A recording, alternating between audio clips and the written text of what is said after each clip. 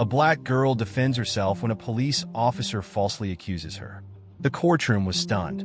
At the age of 12, she was charged with a felony that could permanently damage her future. A courtroom full of strangers, a necklace valued at thousands, and the word of a police officer. She appeared to be at a disadvantage. However, the story started to show flaws as the trial progressed. The reality, which had been hidden beneath falsehoods and preconceptions, began to emerge when the evidence didn't add up. What actually took place that day? A young girl's guilt had already been determined by the system. How could she fight back? And what startling turn of events astonished the entire courtroom? You won't want to miss this story. Tension and interest were in the air as the courtroom was filled with whispered discussions. Everyone in attendance was aware that this was not a routine trial. The case had garnered media attention. A 12-year-old black girl is charged with stealing from a jewelry store. Outrage in certain parts of the city and mistrust in others had been triggered by the headline alone. Nevertheless, they were all assembled in the New York Supreme Court's majestic chamber, anticipating the outcome of justice. Tiana Bennett, a small girl with her hair styled in a neat braid and dressed in an old-school uniform that hung loosely on her body, sat in the middle of it all. She sat motionless, as though she were attempting to blend in with the shiny wooden chair, taking in the rows of strangers staring at her, some with mistrust and others with pity. Her dark eyes raced around the room. Though she made an effort to remain calm, her tiny hands grabbed the table's edge, their knuckles white. Her lawyer, Miranda Cole, who is renowned for her ferocious courtroom style and unrelenting quest for justice, was by her side. Disgusted by the charges and what she saw as a flagrant injustice, Miranda had taken Tiana's case without hesitation. "Remember what we talked about, sweetheart," she whispered as she came near to Tiana and adjusted her glasses. "Remain composed. We have the truth on our side." Tiana gave a small nod, but remained silent. She looked at her parents, who were seated just behind her. Patricia Bennett, her mother, was praying with her hands clasped together, her eyes glistening with tears, her lips moving softly. Jerome Bennett, her father, sat rigidly, his jaw tightened as though he were suppressing every emotion that threatened to surface. Assistant District Attorney James Grayson, a tall, confident guy with his hair slicked back, sat at the prosecutor's table. The person who had accused Tiana, Officer Daniel McAllister, was standing next to him. His chest was swelled out as though his very existence demanded respect, and he proudly donned his uniform. His gaze flicked to Tiana every now and then, but his face was filled with resolve rather than regret. This case seemed clear-cut to him. Everyone gets up. Judge Margaret Hensley, a sharp-eyed woman in her 60s with a no-nonsense manner, arrived as the bailiff's voice reverberated around the room. As she sat down on the bench and tapped her gavel lightly against the wood, the room became quiet. Judge Hensley said, "This court is now in session," in a calm but forceful voice. "The People versus Tiana Bennett case is the reason we are here today. You can now make your opening statement, prosecution." Adia Grayson got up and moved to the middle of the room, buttoning his suit jacket. He spoke in a confident, polished, and fluid voice. He pointed to the panel sitting off to the side and said, "Ladies and gentlemen of the jury, a crime was committed, which is why we are here today. The exclusive Manhattan jewelry retailer Carter and Company had a pricey necklace stolen. Even though I hate to say it, the evidence will demonstrate that Miss Tiana Bennett, the defendant, is the one at fault." Grayson hesitated, allowing his words to linger in the air. He swiveled a little, giving Tiana a pathetic look before saying something else. "We recognize that the defendant's youth makes this case delicate, but crime is theft, and nobody is above the law. A distinguished NYPD officer, Officer McAllister, will testify that he caught Miss Bennett at the scene while she was in possession of the stolen necklace. His story will be supported by the store's security footage. I have no doubt that you will come to the only reasonable conclusion at the end of this trial because the facts are undeniable and the evidence is plain. Shame." With a little nod, Grayson went back to his seat, and McAllister nodded back at him curtly and confidently. The next to stand was Miranda, who walked carefully toward the jury. She paused to look around, allowing her presence to descend onto the courtroom like a silent storm on the verge of erupting. She said, Ladies and gentlemen of the jury, in a calm, controlled voice. What you just heard was a well-written story, one that was founded on assumptions rather than facts, and was intended to lead you to believe that a 12-year-old girl, a child, planned and carried off a heist from one of Manhattan's most guarded jewelry stores. Miranda faced the jury and met each member's gaze directly. I'll prove Tiana Bennett's innocence to you. I'll demonstrate to you how bias has tainted judgment, how the evidence has been misconstrued, and how the eagerness to convict a young black girl has eclipsed the truth. I have faith that, at the conclusion of this trial, you will uncover the flaws in this supposedly open and closed case and provide Tiana with the justice she is due. She put a comforting hand on Tiana's shoulder and went back to her seat. We could do this, she muttered. Officer McAllister was the first witness called by the prosecution. With his badge shining in the courtroom lights and his clothes immaculate, he strolled to the stand with assurance. Tiana's heart thumped in her chest as he lifted his right hand to take the oath. This was the man who had accused her and whose comments had completely upended her existence. Miranda kept a careful check on him, seeing nothing with her keen eyes. She was prepared for the battle that lay ahead, knowing that this case was far from ended. The tension amongst all the people in the courtroom seemed to have drained the warmth from the air, making it feel colder now. Under the table, Tiana's tiny hands trembled, their fingers interlacing in a never-ending cycle. Every noise, including the rustle of chairs, the shuffling of papers, and the quiet whispers from the gallery, seemed to be exaggerated. Officer Daniel McAllister, sitting on the witness stand with a straight back and an air of assurance, was now the center of attention. With her pen leaning passively against her notebook, Miranda kept a close eye on him. She had already committed his report and the specifics of his testimony to memory, so she wasn't writing anything down. No, she was watching him, taking note of every nuanced movement and tone change. This man thought he was untouchable, and it could have been his downfall. As the prosecution started questioning the jury, ADA Grayson paced slowly. Officer McAllister, Grayson said in a calm, silky voice, would you kindly explain to the judge what transpired on the day of the purported theft? McAllister put his hands together on the stand and shifted his stance a little. He obviously enjoyed the authoritative tone of his deep, methodical speech. Of course, he responded. On a Saturday, it was about 3 o'clock in the afternoon. I got a call regarding a possible stealing occurrence at the upscale jewelry store Carter & Company while I was on patrol on Fifth Avenue. When I got there, Mrs. Eleanor Carter, the store owner, sent me in the direction of the young girl who was the suspect. He gave Tiana a hazy gesture, his gaze sweeping over her as though she were a lifeless thing. She appeared anxious as she stood close to the exit.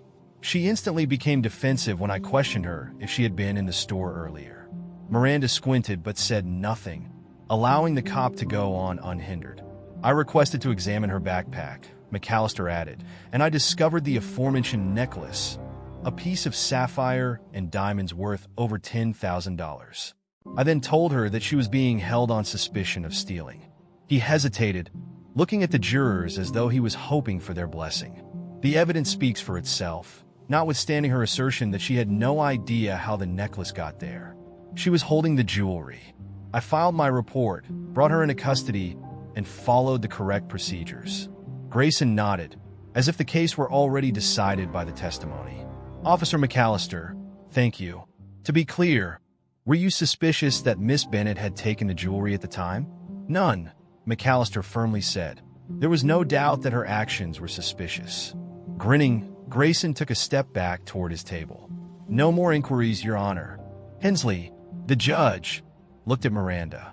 Your witness, Miss Cole. As she made her way to the witness stand, Miranda got up gently, her shoes clicking softly on the polished wood floor. Her demeanor was unreadable as she stood there for a while, simply staring at McAllister. He moved slightly in his seat as the silence lasted for a considerable amount of time. Miranda said, calmly but with a steely undertone, Officer McAllister, is it true that you stated in your testimony that you detained Tiana Bennett in accordance with the correct protocol? That's right, McAllister said in a firm voice. Turning on your body camera during any interaction with a suspect is also part of protocol, isn't it? After a moment's hesitation, McAllister responded, "It does indeed. Can you then tell the judge why the video from your body camera that day conveniently ends just before you go up to Tiana?" There were whispers throughout the courtroom. McAllister's mouth clenched. He stated in a more defensive tone that it was a technological glitch. "The apparatus isn't flawless." Miranda raised an eyebrow. "A glitch in the system? Fascinating. However, your body camera captured every encounter without any problems in the 6 months before this occurrence, isn't that right?" Grayson jumped up quickly. "Your Honor, I object." Pertinence. Miranda faced the judge. "This speaks to the witness's credibility and the accuracy of his testimony, Your Honor." Judge Hensley gave a nod. "I'll let it go ahead." Unflinching, Miranda looked back at McAllister. "Let me rephrase, Officer McAllister. Your body camera has never experienced a technical issue before, isn't that correct?" McAllister paused once again, his fingers clutching the witness stand's edge. "No, as far as I know." Miranda's voice grew sharper as she went on.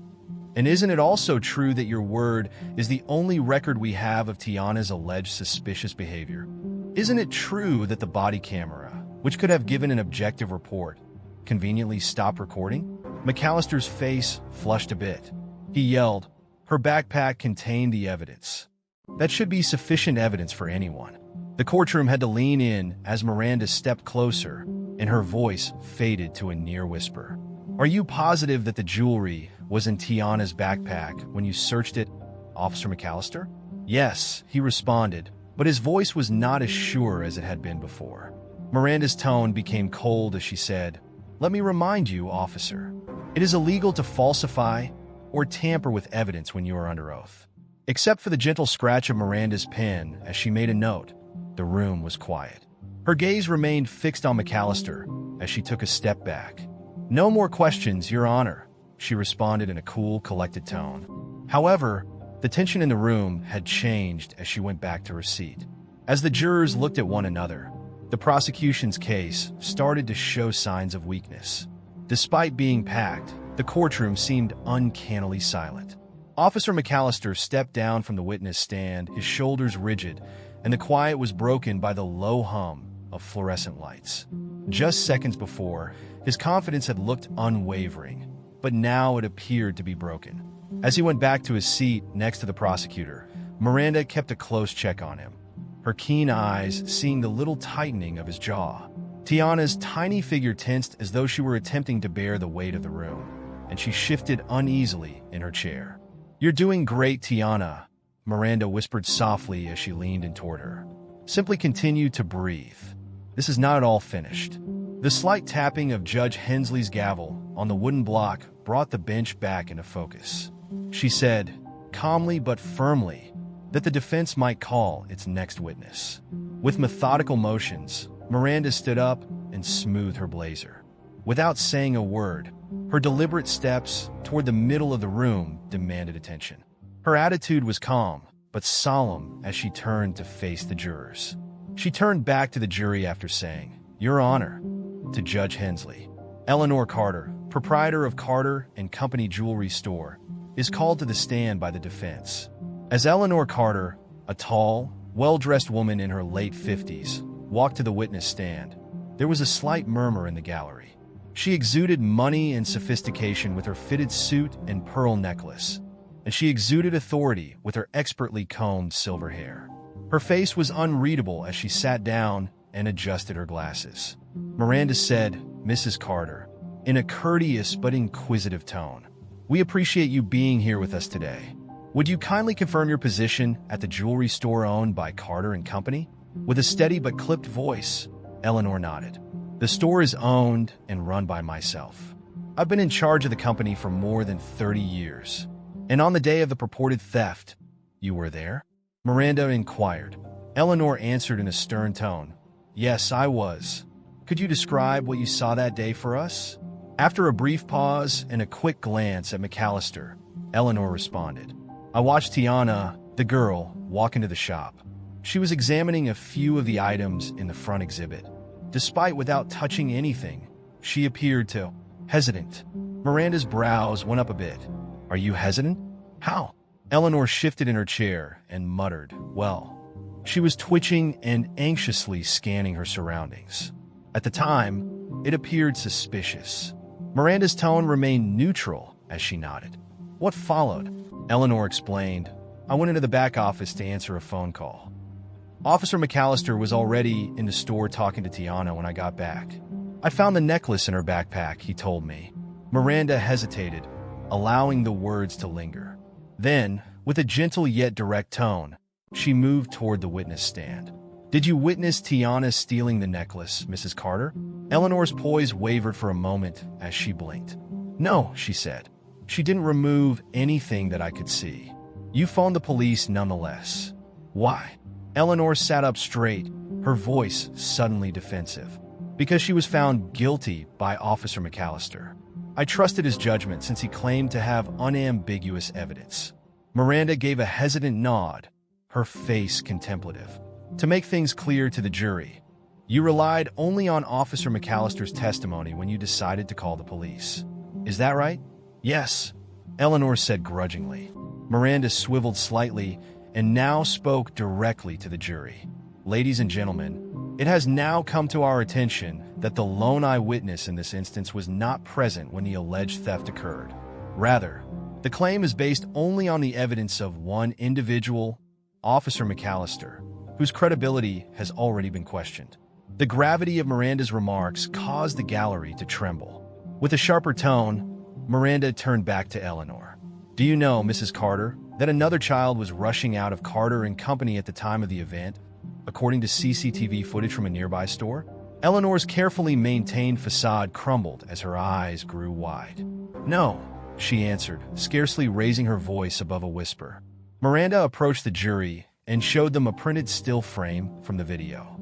A child, older and marginally taller than Tiana, was seen running out of the jewelry store's entrance in the grainy but discernible photo. Although the child's face was hidden by their hoodie, it was obvious that it resembled Tiana's attire. "This is the person who was caught on camera escaping the scene," Miranda stated, raising her voice a little to emphasize her point. "Not Tiana Bennett." Eleanor's hands gripped the edge of the witness stand as she appeared astonished. I was unsure," she stumbled. "No more inquiries, Your Honor," Miranda stated in a strong voice. She went back to her chair and glanced at Tiana, who was looking down in her lap with trembling little hands. Miranda put a hand on Tiana's shoulder and squeezed it reassuringly. The court was addressed by Judge Hensley. "While the next piece of evidence is being prepared, the jury will take a brief break." The tension in the courtroom was still evident when the jury filed out. McAllister's face was white, and he avoided looking at anyone.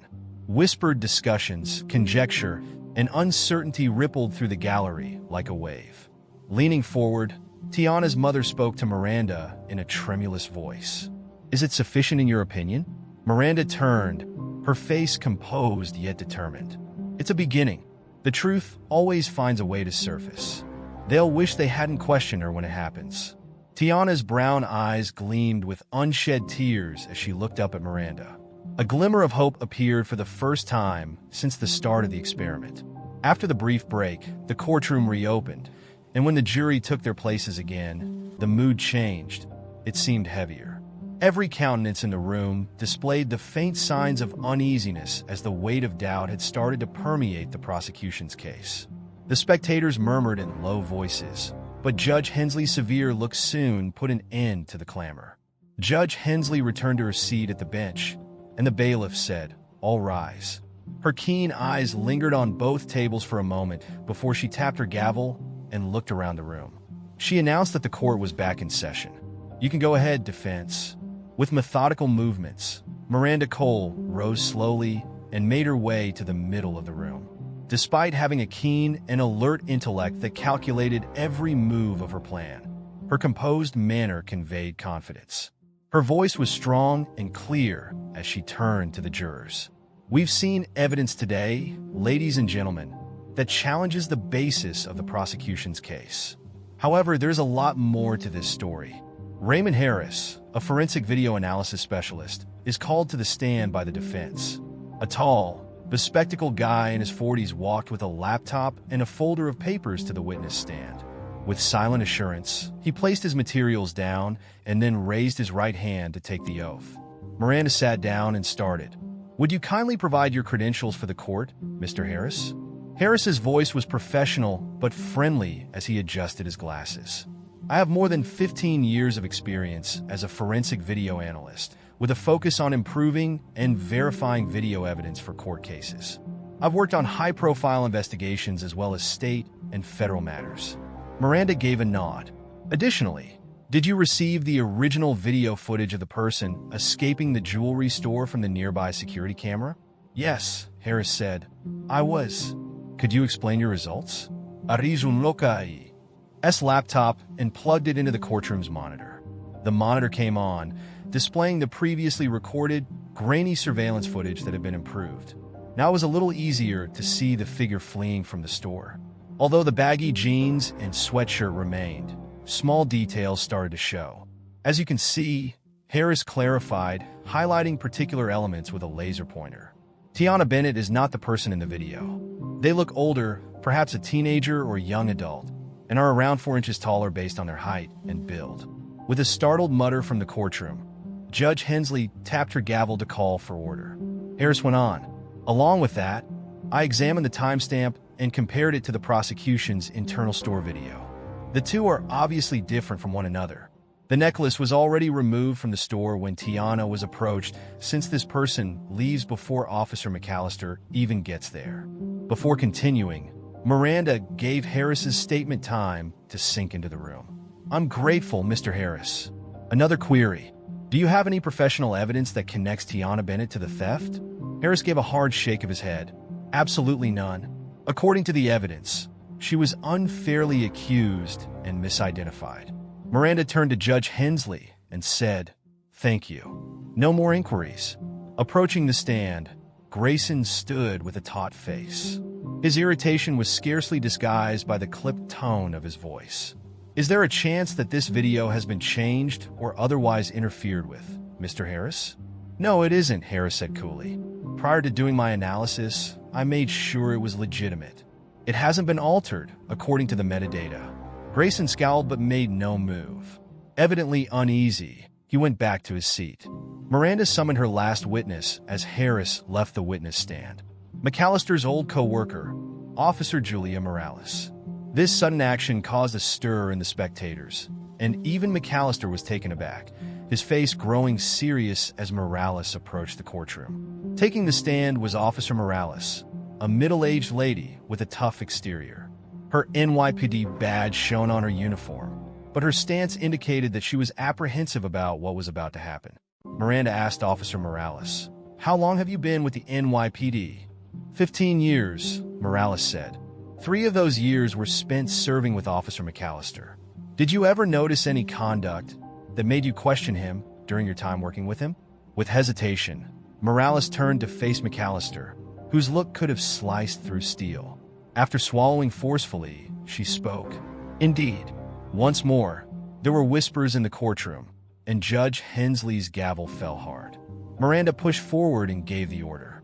"Officer Morales, could you elaborate?" Morales inhaled deeply. McAllister has a track record of taking shortcuts. He has a history of assuming things about suspects without doing a full investigation. His conduct were questioned in a few instances, but they were written off as minor transgressions. "Minor violations," Miranda reiterated, her tone filled with disbelief. "Could you provide an example for the court?" Morales gave a grudging nod. He accused a young man of trespassing in a situation that occurred 2 years ago. As it happened, the man got locked out of his flat and resided in the building.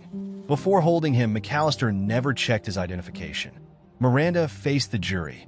"Ladies and gentlemen, a fellow officer has recently testified that Officer McAllister frequently draws conclusions without conducting a thorough investigation.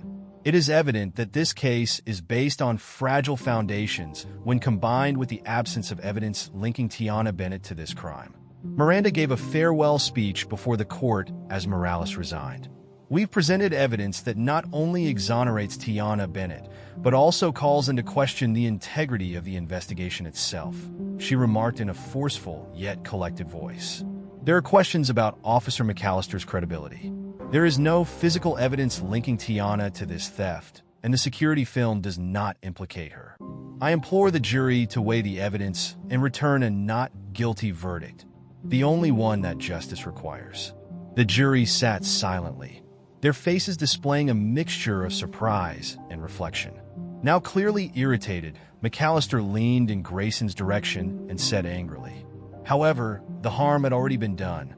The consequences of the prosecution's errors were finally becoming apparent as the fractures in their case had grown into an indisputable chasm." There was silence in the courtroom, the sort of quiet that seems like a burden pressing down on your chest. Not even the murmurs and rumors that had permeated the previous proceedings remained. Everyone in the room, including the jury and the gallery audience, appeared to be holding their breath.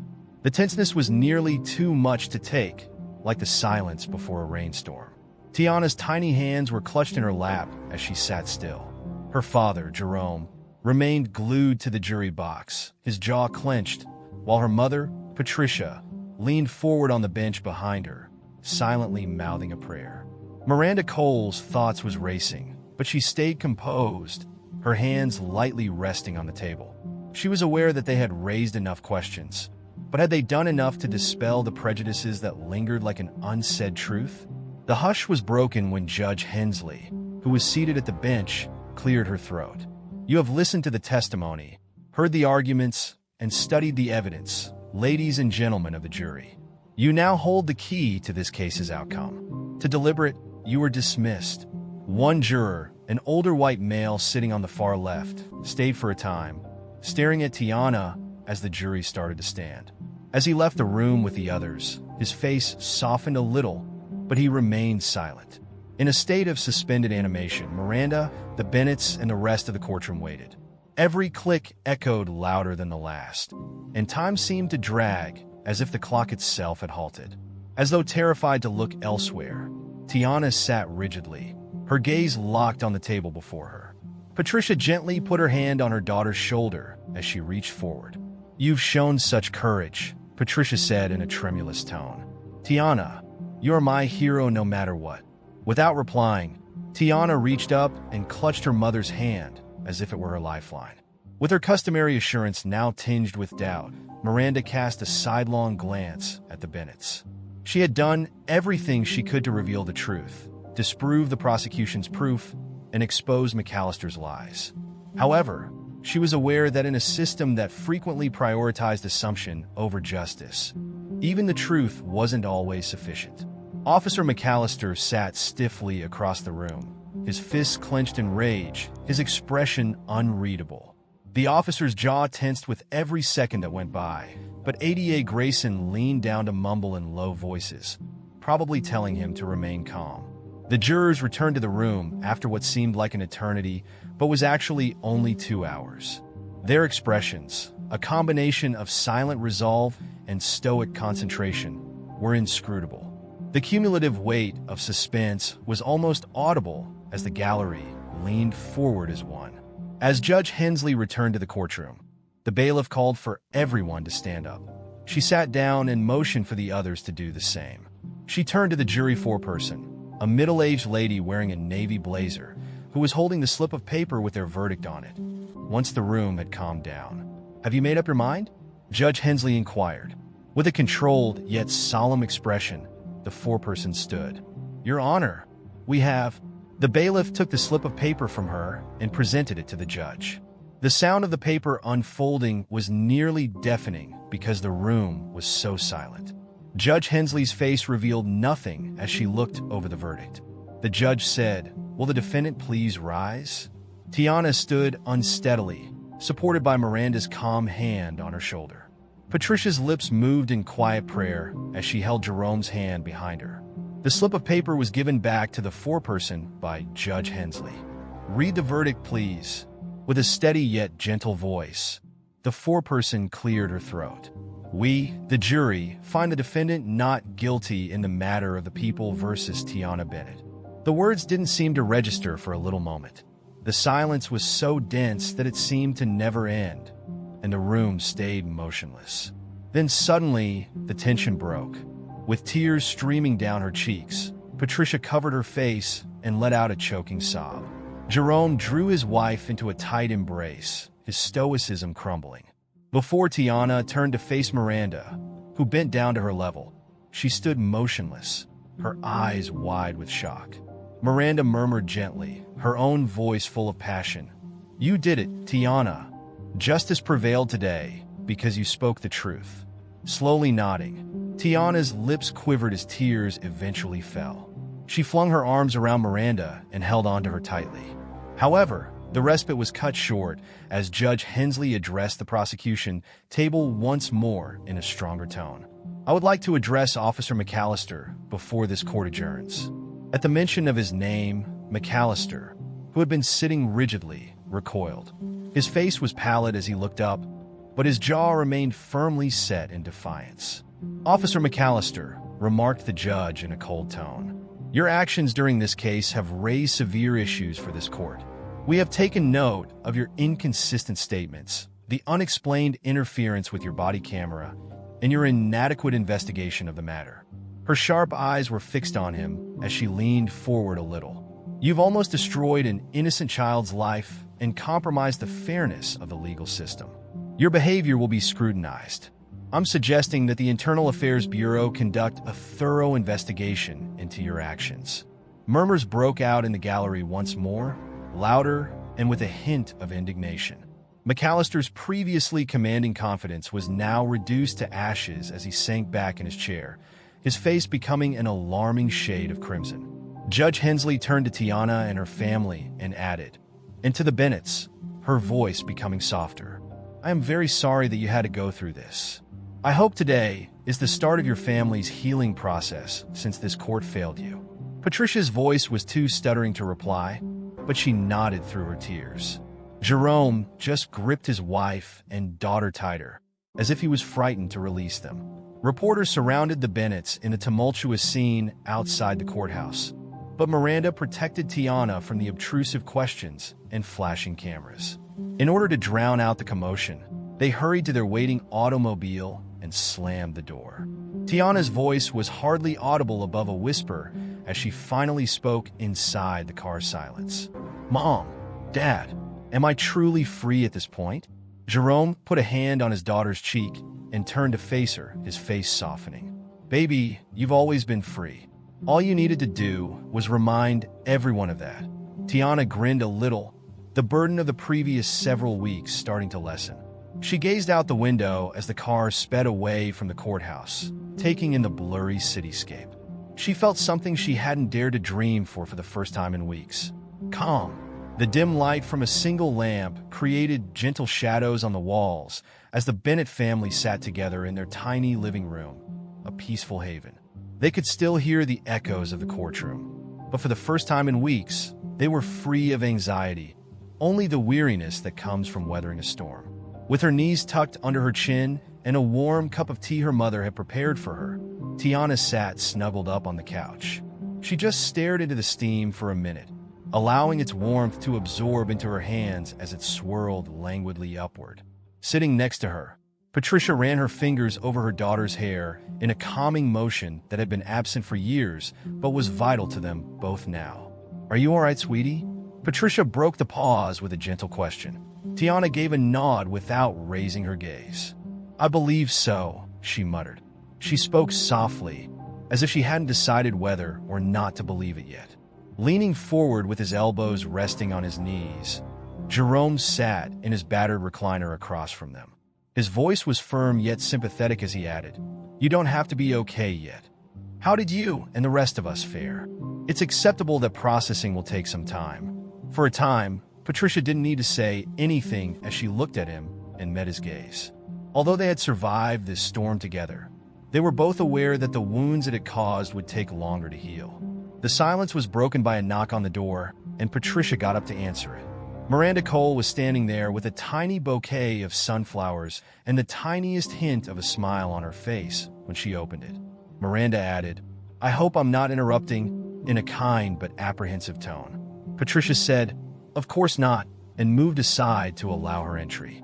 "You've done so much for us. Please come in. Here, you're always welcome." Miranda came in and gave the flowers to Patricia before focusing on Tiana. Her eyes were level with the little girl's as she knelt next to the couch. "Champ, how are you doing?" Softly, Miranda inquired. Tiana shrugged, her fingers gripping the mug a little tighter. She said, "It still feels weird, as if it didn't actually occur, yet it did." Miranda gave a nod, her face showing comprehension. "That's typical. It will take time for you to feel like yourself again because what you went through wasn't fair. However, Tiana, you underestimate your strength. You demonstrated that to everyone." For a long time, Tiana gazed at her, studying Miranda's face. "Thank you for believing me when no one else did," she finally muttered. With a smile on her face, Miranda reached out and gave Tiana a light shoulder squeeze. "It wasn't necessary for me to have faith in you. The truth was previously known to you. I simply made sure that everyone else saw it." Tiana had some privacy as the adults moved to the kitchen table. The weight of the past week was still there, but it was less oppressive when Jerome poured Miranda a cup of tea and they sat in a quiet circle. Patricia's voice was full with appreciation as she said, "I don't know how we'll ever repay you. Our family was saved by you." Miranda put down her mug and shook her head. "You don't have to pay me back. It should never have happened in the first place what happened to Tiana and so many children like her. I took this case for that reason, because proving one's innocence should never need such a fierce battle." Jerome's voice was laced with wrath, and his forehead furrowed. "However, why did it occur? Why can someone like McAllister destroy lives and then go as if nothing had occurred?" Miranda's fists clasped together as her face darkened. She said confidently, "He won't walk away. Referrals to internal affairs by the judge are only the first step. Cases such as these are no longer ignored. The public is observing." Patricia traced the side of her mug with her fingertips as she nodded. However, she acknowledged that it doesn't feel sufficient. He has the power to ruin Tiana's life. For what purpose are our lives? Due to her appearance. Miranda took a while to respond. She turned to face the living room, where Tiana reclined peacefully on the couch, her youthful, contemplative face framed by the lamplight. At last, Miranda said, "You're right. It is insufficient. However, it's a beginning, and occasionally one voice, one case, or one individual who won't keep quiet is all it takes to bring about change." Today, Tiana's fortitude transcends this case. Stories like this have the power to motivate people to take action and demand better.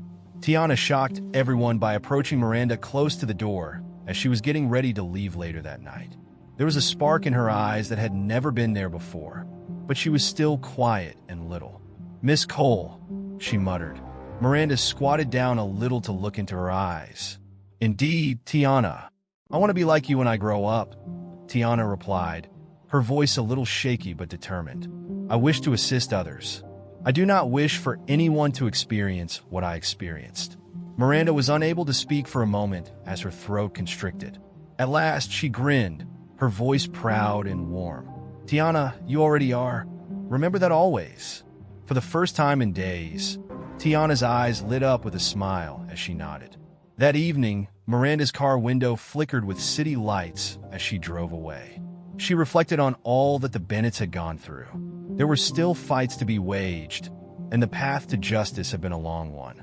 However, tonight seemed to be a minor triumph, not just for Tiana, but for a greater good. A silent calm started to establish itself in the Bennett home as the family started to get comfortable for the night. They were together for the time being, but they had no idea what the future held. Together, they were more resilient than anything the outside world could provide. Tiana was sitting at her desk in her bedroom with a notebook open in front of her.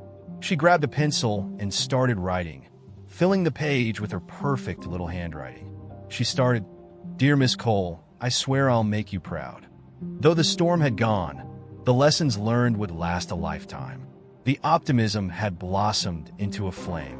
Although the Bennett home spent the days after the trial in silence, the outside world appeared to be anything but. Discussions about Tiana's case have spread much beyond the courtroom. Though Patricia and Jerome kept Tiana mostly in the dark, it was covered by newspapers, local news stations, and even social media. to restore the aspect of her life that the ordeal had temporarily taken away. They wanted her to concentrate on being a child once more. Tiana was cautious in her early days of independence. She didn't get on her bike to go around the neighborhood or run to the park with her buddies. Rather, she remained near home, moving cautiously, as though she was still trying to convince herself that it was okay to just be. Her parents did everything they could to bring laughter, warmth, and the kind of normalcy they feared would never return to the house. Patricia made warm, gooey oatmeal raisin cookies, Tiana's favorite cookies, and Jerome mended the creaky porch swing. But because of her residual nervousness, Tiana simply nibbled on them. The front door was knocked on one brisk autumn morning. When Patricia answered it, she was taken aback to see the owner of the jewelry store, Eleanor Carter, standing on the porch. The elder woman was dressed as immaculately as ever, but the look on her face was far different from the arrogant assurance she had displayed in court. She held a beautifully wrapped present in her hands and appeared exhausted, even humbled. Eleanor said, "Mrs. Bennet," in a hushed tone that Patricia did not recall. "I understand that I'm the last person you want to see at this moment, but might I please enter?" Patricia paused. Her desire to be polite clashed with her maternal impulses. "What are you looking for?" Her tone was guarded as she asked. Eleanor added, "If it's okay with you, I'd like to talk to Tiana as well. I must apologize to your family." After a brief time of narrowing our eyes, Patricia opened the door wider and motioned Eleanor inside. Eleanor entered the little living room, her elegant look a sharp contrast to the Bennett's home's coziness and simplicity. When Tiana noticed Eleanor, her eyes widened as she peered out of the kitchen. She grabbed Patricia's arm and moved toward her mother out of instinct. Patricia leaned forward to meet Tiana's anxious look and said, "It's okay, sweetheart. All she wants to do is chat." Eleanor moved cautiously and deliberately as she drew closer. She stretched the box toward Tiana, bending slightly to avoid being too tall. "You have this," Eleanor said. "I wanted to give you something to express my sincere apologies, but it's by no means sufficient." Tiana paused, her wide eyes darting to her mother for comfort. Patricia gave a soft nod, and Tiana accepted the box hesitantly, her tiny hands shaking a little. When she opened it, she saw a small sunflower pendant on a dainty silver necklace. It was lovely, but Tiana's face was still unreadable. Eleanor's voice was heavy with guilt as she confessed, "I didn't believe you, and that was incorrect. My presumptions caused me to make poor decisions, which hurt you and your family. The fact is that I should have trusted you from the beginning, and I've been reflecting on what I could have done differently for the past few days." Tiana's fingers brushed the shiny silver of the necklace as she glanced down at it. "Why didn't you?" Her voice was hardly heard as she inquired. Eleanor appeared to battle for words as her breath caught. Finally, she added, "I don't have a good answer. Perhaps I simply did not want to see the truth about myself, or perhaps I was afraid of losing my business. In any case, I made a mistake, and I will always feel guilty about it." Patricia felt conflicted as she saw the interaction.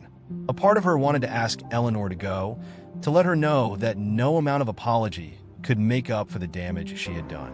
However, another part of her, the part that wished to impart perseverance and elegance to Tiana, remained silent and let the situation play out. Tiana gazed up at Eleanor, whose youthful face exuded a subtle knowledge that was much beyond her years. "I forgive you," she replied candidly, "but it still hurts." Eleanor's eyes gleamed with unshed tears as she blinked quickly. "Thank you," she said in a whisper. "Tiana, you're an amazing young woman. I hope you are aware of that." Tiana sat on the couch after Eleanor had left, flipping the necklace in her hands. "Mom, do you believe that people can truly change?" Her voice was thoughtful as she asked. Patricia put her arm around her shoulders and sat down next to her. "I believe that if people truly want to change," she stated. "However, action is more important than words when it comes to transformation." Slowly, Tiana closed her fingers around the pendant and nodded. After a long pause, she answered, "I want to help people change. I don't want anyone else to experience what I experienced, just like Miss Cole does." Patricia grinned, pride filling her heart. "Just by having the courage to share your experience, my love, you're already making a difference. Soon, friends, neighbors, and even complete strangers came to visit the Bennetts to offer their support after word of Tiana's bravery spread throughout their neighborhood. Tiana and her family were invited to a small gathering at the community center by a group of local parents who wanted to provide a secure and encouraging environment for them to share their experience. Tiana was first anxious about speaking in front of so many people, but she gained courage as she gazed out at the familiar faces in the room, faces that gave her warm, supportive smiles. She took a big breath while standing on the tiny platform, holding the microphone firmly in her hands. She started, her voice wavering a little. "I used to think that if you told the truth, people would believe you. Sometimes, though, that is insufficient. Even though it was frightening, I'm pleased I battled, because sometimes you have to stand up for what's right." Tiana felt a weight lift from her chest for the first time since the trial as the gathering erupted in cheers. She understood that her story was more than just her own experience. It was about the potential changes brought forth by her. Later that night, with the silver necklace glistening softly in the moonlight, Tiana laid her head on her father's shoulder while the family reclined on the porch swing that Jerome had restored. "Is it truly over now, in your opinion?" quietly she asked. With a calm, comforting voice, Jerome put an arm around her. "It's over, sweetie, and we'll deal with whatever comes up next." The swing's soft creak and the warmth of her family's affection lulled Tiana into a rare moment of calm as she closed her eyes. She felt like a child again, safe, cherished, and prepared to face the world for the first time in weeks. Months passed, and the commotion surrounding Tiana's trial gradually subsided. The effects of what had transpired persisted throughout the community and beyond, even if the media eventually moved on to the next major issue. Although none of the Bennetts would ever forget the lessons they received in that courtroom, their lives started to return to normal.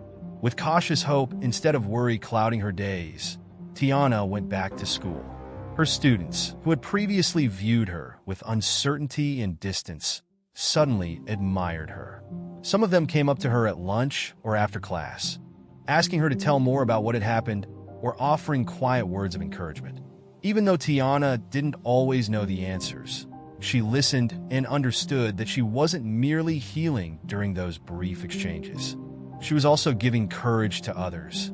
When Tiana got home from school one day, she discovered a letter on the kitchen table. The letter had crisp, familiar handwriting, and seeing Miranda's name in the corner made her heart sing. She unfolded the letter with care and read the text slowly. "I hope this letter finds you in good health. Tiana, I wanted to express my pride in you for your courage in court, as well as your strength in the days that have followed. People like you remind me why it's worth fighting for justice, and cases like yours remind me why I became a lawyer in the first place. Your narrative has the ability to transform lives, even if you aren't aware of it now. I already feel motivated by you, and I have no doubt that you will inspire countless others. Remember, Tiana, that your voice counts. Continue to use it. There should be more people like you in the world." Miranda called Tiana with appreciation, and she folded the letter with a grin and a quiet pride that filled her chest. Knowing that she would read it again on the days when doubt tried to resurface, she carefully put it in her desk drawer. Tiana's life started to take unexpected turns as time went on. Motivated by her experience, she founded a small organization called Voices for Change at her school, where students could collaborate to solve issues of equality and fairness while sharing their personal stories. Kids from many walks of life who wished to change their communities joined the group, which developed rapidly. Additionally, Tiana received invitations to speak at neighborhood gatherings, where she shared her tale with optimism and tenacity rather than resentment. Her parents, who never left her side, proudly observed as their daughter's voice became a lighthouse for others. Officer McAllister was not exempt from the repercussions of his behavior. He was eventually fired from the police force after the internal affairs inquiry revealed a concerning pattern of misbehavior in his background. Local officials demanded greater responsibility inside the department as a result of public outcry over his actions, which resulted in policy reforms intended to stop future occurrences of this kind. Even if McAllister's firing didn't make the hurt he had inflicted go away, it did serve as a reminder that justice could still be done, even if it wasn't always quick. Tiana and her family gathered on the porch one evening as the sun was setting. Tiana rested between her parents, her head resting on her mother's shoulder as her father swayed the swing with his foot, and the swing creaked slightly. The final rays of sunlight fell on the silver sunflower necklace that hung around Tiana's neck. Do you ever consider what would have occurred if we hadn't retaliated? Silently, Tiana inquired. With a loving and steady voice, Patricia put her arm around her daughter. Occasionally. The important thing is that we did fight back. You demonstrated to everyone the value of defending the truth. With pride in his strong voice, Jerome nodded. And, Tiana, you didn't only defend yourself. You stood up for all those who have ever been told they are unimportant. It's a strong thing. Tiana let their words fall like a blanket over her as she closed her eyes. She was no longer merely the girl who had been wrongfully accused. She had become stronger, bolder, and someone who had transformed suffering into meaning. Tiana experienced a sense of calm she hadn't experienced in months as the first stars appeared in the night sky. She knew she wouldn't have to tackle the challenges of the future alone, even though they wouldn't always be simple. She felt prepared for whatever was ahead since she had her family by her side, and the lessons she had learned throughout her journey were ingrained in her. And in the stillness of that night, surrounded by the love of her family, Tiana came to a straightforward, yet significant realization. Not only was she free of the burden of unfounded charges, she had the freedom to develop, dream, and become anyone she desired to be. The horizon was hers now that the storm had passed.